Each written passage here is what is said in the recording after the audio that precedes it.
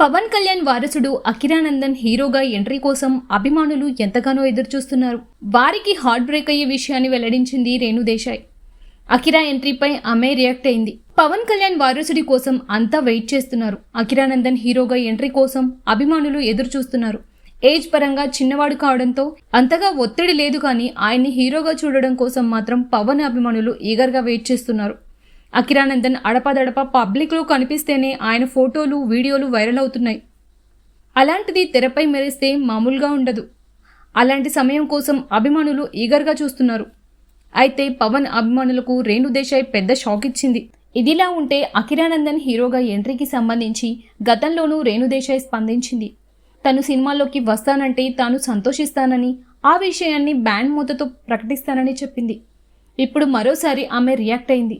అయితే పవన్ కళ్యాణ్ అభిమానులు షాక్ అయ్యే విషయాన్ని వెల్లడించింది. అకిరానందన్ సినిమాలోకి ఎప్పుడు వస్తాడనే దాన్ని పెద్ద సస్పెన్స్లో పెట్టింది. అకిరానందన్కి సినిమాలంటే ఇష్టం లేదట. తాను అడిగినా పెద్దగా ఆసక్తి చూపించడం లేదంట. సినిమాలు ఎప్పుడు చేస్తావంటే చూస్తాను, ఇంట్రెస్ట్ లేదు అని అంటున్నాడట. మ్యూజిక్, ఆర్ట్స్, మార్షల్ ఆర్ట్స్ వంటివి నేర్చుకుంటున్నాడని తెలిపింది. చిన్నవాడు కదా, చెయ్యని అని వదిలేసిందట. ఇప్పుడే అకిరానందన్ 10వ తరగతి పూర్తి చేశాడని, ప్రస్తుతం ఇంటర్మీడియట్ చదువుకునేందుకు రెడీ అవుతున్నాడని తెలిపింది.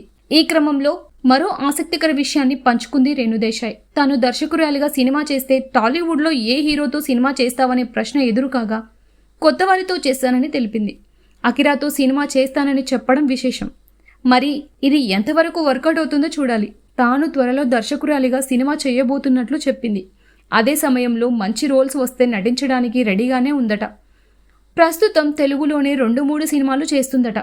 నటిగాను బిజీ అవుతున్నట్టు చంద్రవ్వ ఇంటర్వ్యూలో చెప్పింది రేణు దేశాయ్. ఇలాంటి మరిన్ని వీడియోస్ కోసం ఇప్పుడే ఛానల్ని సబ్స్క్రైబ్ చేసుకోండి.